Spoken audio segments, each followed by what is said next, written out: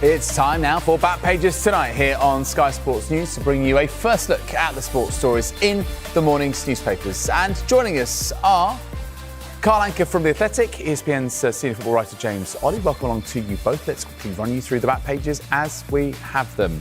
Starting off with the Eye, which features England's convincing win against Australia in that friendly at Pride Park, but they report on a concerning injury for Michelle Adjumang, of course one of the stars of the Euros, who was carried off on a stretcher.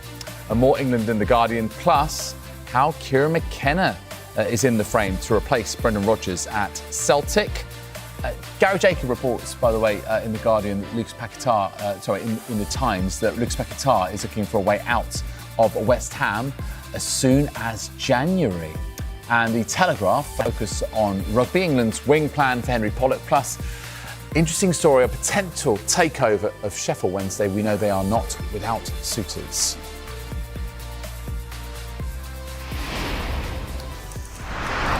Well, welcome once again to Carl and to James. Let's start off with Celtic, because of course it was the big story of the last 24 hours, made our lives interesting around this time yesterday. OK, let's go to the back page of The Guardian. Now, Martin O'Neill has been, the man speaking today because he's an interim charge along with Sean Maloney. And he said here in Ewan Murray's piece, Celtic will be looking for a young manager to come in with a very decent CV. Well, Carl, I mean, obviously, Kieran McKenna sort of fits that description, but is he the right man to try and sort Celtic off the pitch and make up the ground to Hearts? But also in terms of what's going on in the boardroom and the general situation at Celtic? Big question. In terms of, is he the sort of coach to walk into the Celtic job and offer something? I think absolutely ticks a lot of boxes. Ole Gunnar Solskjaer speaks very highly of McKenna's work when he was his assistant manager at the time, and we know he was well regarded for his out-of-possession schemes when he was at United, and then he goes off to Ipswich and not only takes that sort of out-of-possession excellence and nous for pressing schemes, but then evolves Ipswich's work with the ball and you get back-to-back promotions. So there's a lot to like with Kieran McKenna, and there's more than one reason as to why a club like Celtic is interested in, much in the same way why clubs like Chelsea or perhaps even Manchester United looking for him 2 or 3 summers ago. Is he the right fit to walk into what appears to be a maelstrom of, maybe use the word chaos or tumult at Celtic? I cannot tell you. I don't think I can tell you. Stood here in Manchester, and I think you probably need someone in the Celtic infrastructure to tell you what sort of qualities are needed there.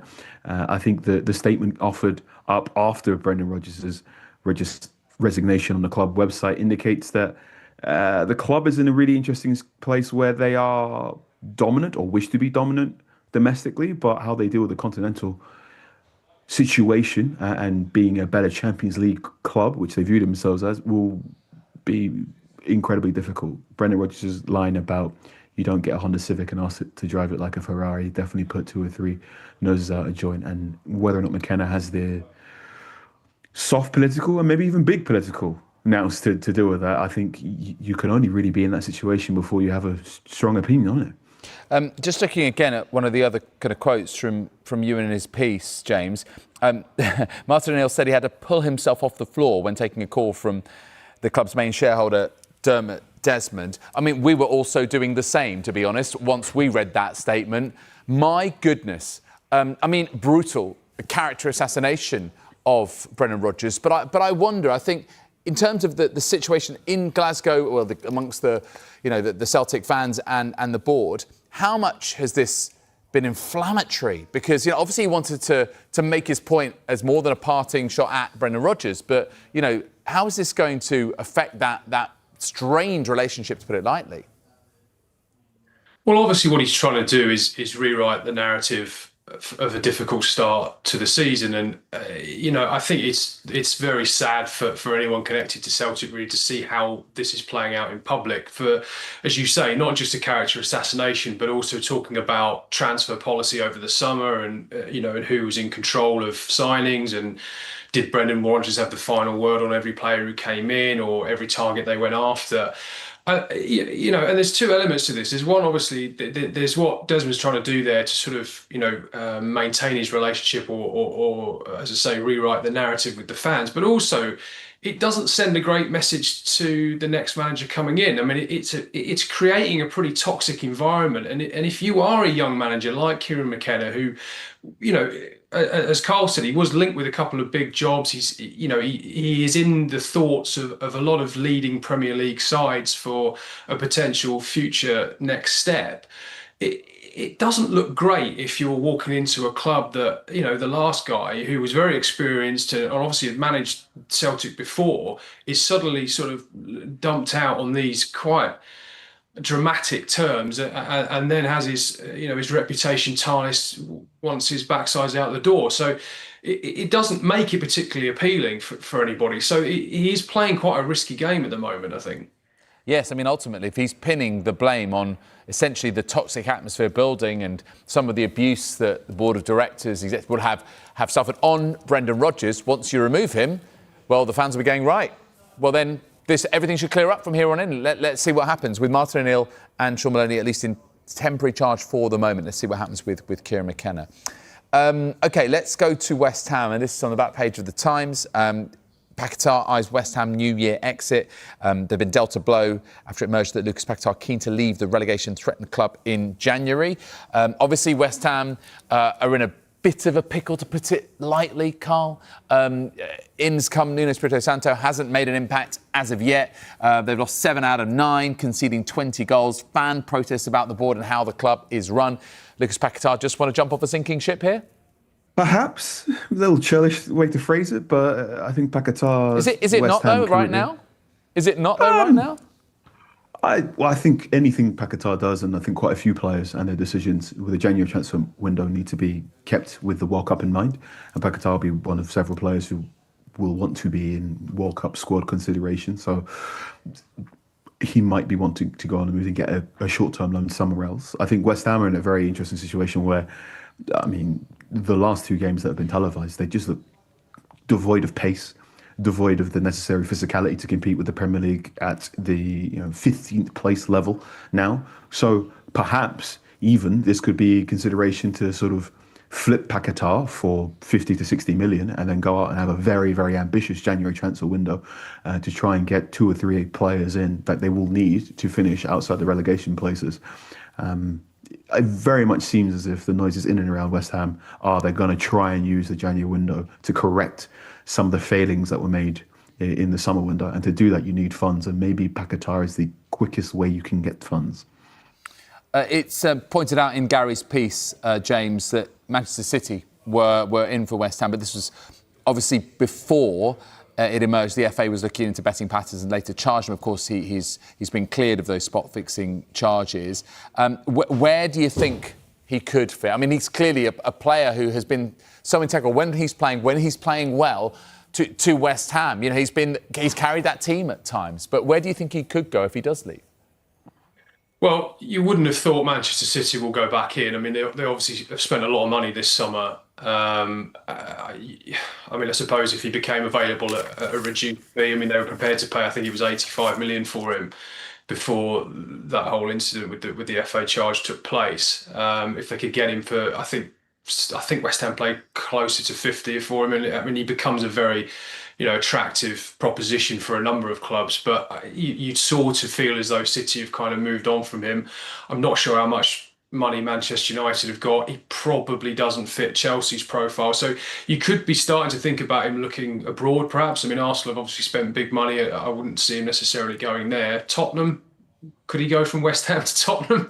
Probably it would be the last thing. If the mutinous West Ham fans are already unhappy, I think selling Paqueta to Tottenham is probably the last straw. But look, I mean, I can understand why he wants to get out. I mean, he probably feels quite banged up by the last sort of year or two. He's been knocked around from pillar to post really with the off-field issues that he's had to deal with, and then of course to me he's sort of caught in that existential crisis that West Ham are always in, where one season they're quite a defensive-minded team, then they tend to sack the manager or they get a new coach in, they try to be more expansive, and you'd think that would suit somebody like Paqueta, a really great, creative, dynamic player, and then it doesn't quite work out. They don't have the squad, as Carl says, they don't quite have the legs around them to be that more proactive team, and he's almost somebody who's caught in the middle of that. And now, of course, they've gone back to Nuno, and that's not to say that Nuno Espirito Santo can't get creative attacking players to thrive, but it's not a logical fit for Paquetá. So you could see why he's thinking, again with the World Cup in mind, that January might be a good time to leave.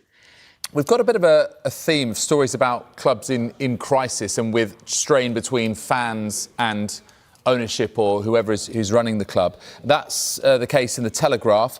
US billionaire McAvoy, this is John McAvoy, who has he's a US-based billionaire. He's invested in baseball, ice hockey and music, weighing up takeover of Sheffield Wednesday. I mean, it's no surprise, is it, Carl, that one of these interested parties should come from the United States. We know that there's been a steady flow of stories of clubs at a few different levels being taken over by US-based consortia. How do you see this one? I mean, after what happened with Dipon Chansiri, would this come as welcome relief for Wednesday? I think there's a section of Wednesday fans that will welcome this with open arms, and another section that will be wary and want to keep at arm's length.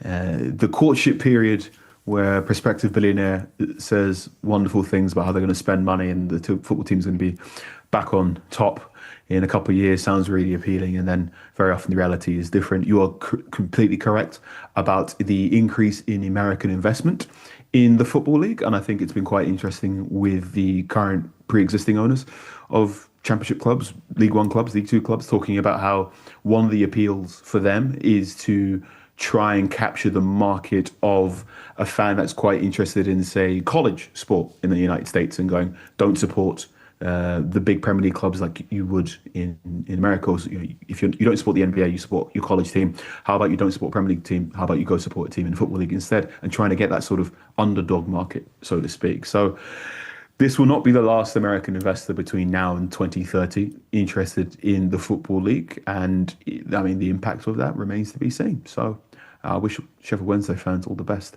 because they certainly deserve some good times. Oh, thanks. I count myself amongst their number, so I appreciate that. I will take that one very personally and enjoy that compliment. Thank you. Look, we'll see how things pan out over the next couple of months. We're going to take a quick break.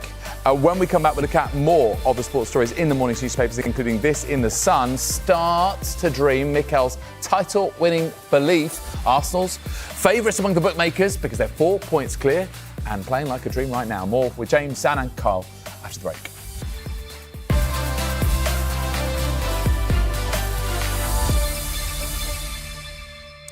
You're watching Back Pages tonight. Welcome back to you at home. Welcome back to Carl Anker from The Athletic and James Ollie from ESPN. Let's go to the back page of The Sun. Gunners boss tells fans start to dream Mikel's title-winning belief. James, I believe you were at this press conference where Mikel Arteta was speaking. So they're 4 points clear. This is manifestation, isn't it? This is the chance since 2004. Can they do it? And is it right for Mikel Arteta to try and, rouse the fans in this way? Yeah, I mean, this all goes back to the summer, I think, really, that, they'd finished second for the third year in a row. And I think when you've got a group of players who come so close year on year and are falling short for different reasons each of those 3 years, it becomes a dangerous element to think you're never going to get there. And I think what they tried to do in the summer was really invest heavily in the squad, 7-8 new players, 300 million spent, and really sort of say to this group, this isn't the end of your journey. This is a frustrating step yet again, and perhaps you feel like you're stalling by finishing in second, but really this is just the calm before the success of winning the Premier League. And obviously they've capitalised in terms of starting the Premier League well. They've been the most consistent team to this point. I don't think anybody thought the league would look like it does after 9 games. And they've got a 4-point lead at the top. So why not dare to dream? And I think that's the context for this. I think that's what he's trying to sort of say to this group, is that, believe it, because you can go one better. I think he's talking to the players as much as he is the fans here. In terms of the way that Arsenal are delivering what they're doing right now, Carl, of course, there's been such a focus on set pieces. And do you think that this is, obviously it's a bit of a theme in the Premier League, but do you think there's a chance they will get worked out at some point and they might have to change tactic or revert to what we know Arsenal of, in the last couple of decades, which is playing free-flowing passing football? Possibly, but let's not phrase that as an issue. If let's say a team does manage to lessen the set piece threat of Arsenal, fair enough. Now you've got to try and find a way to stop Saka. Now you've got to try and find a way to stop Eze. Now you've got to try and find a way to stop Zubimendi from being brilliant. This is the reason why Arsenal are at the top of the league at the moment. The reason why Arsenal have had a level of sustained success across the last 3 or 4 seasons in a way that very few teams have had is because they have many different ways of getting at you. You only have to watch the Champions League game last week when they played Atletico Madrid. That once they go a goal up, from a set piece. But once they get that goal and Atletico open up a little bit to try and get an equaliser, Arsenal just crushed them. This is an Arsenal team that is robust, resilient, and they're emitting all of the ominous noises that if you're not an Arsenal fan is probably not good. But if you are an Arsenal fan, now's the time to be happy. This is a squad that has addressed all of its structural weaknesses and personnel problems from the previous season. And I'd be very surprised if they didn't win one of the big trophies this season, because they should. Everything has lined up very well for them. And I think Mikel Arteta has built a squad that's guarded against many of the weaknesses that undermined their title charges of the previous seasons. Seems like a lot of people are going down the sort of trying to win matches in set pieces and long throws route. Perhaps not Manchester City. Back page of the Mail. Pep, every game is like playing Stoke. Obviously, Stoke under Tony Pulis, Burnley under Sean Dyche, Sam Allardyce. These are the kind of examples that we've heard over years and years and years. Do you think there is, any chance that Pep Guardiola is going to have to really adapt to this? I mean, is he going to have to actually look defensively and go, look, they're going to start throwing this at us particularly more and more and more. At times we've had a little bit of a soft underbelly. James, what do you think? Is there now a case of less having to impose his style of play on an opponent, more try and receive and deal with this tactic particularly? Well, Guardiola's not used to being in this position, is he? I mean, the Premier League and European football has bent to his will, really, for the last decade. I mean, everybody has tried to copy what Guardiola's been doing. He's been the preeminent thinker tactically for all of that time, and he's probably not quite sure how to react to this, because it does feel as though the game's moved away from his style a little bit. And of course, the irony of this is that Mikel Arteta was part of his coaching staff at Manchester City. And I was in a press conference with him, I think it was last week, where he was talking about how he'd sort of first had this idea about how important set pieces were going to be a decade ago, when he was doing his coaching badges in his final year at Arsenal, before he then went to City. And he talked about how when he was working for a while under Guardiola, that he was responsible for their set pieces, and he realised he wasn't actually very good at it. So they needed to improve in that area. And they had Nico Yova, who's now become set-piece coach at Arsenal and is really the sort of architect of how good they are. So in a way, Guardiola has sort of birthed this as well. But he finds himself in a position where he's having to react to it. And look, I mean, obviously there's a lot of focus on Arsenal, but if you look at last weekend, I mean, Villa beat City with a goal from a set piece. Tottenham won at Everton with goals from set pieces. You saw Brentford scoring from long throw-ins against Liverpool. The sort of influence of set pieces across the league extends far beyond Arsenal, and Guardiola's going to look a little naive if he doesn't take it seriously. I'm sure he will.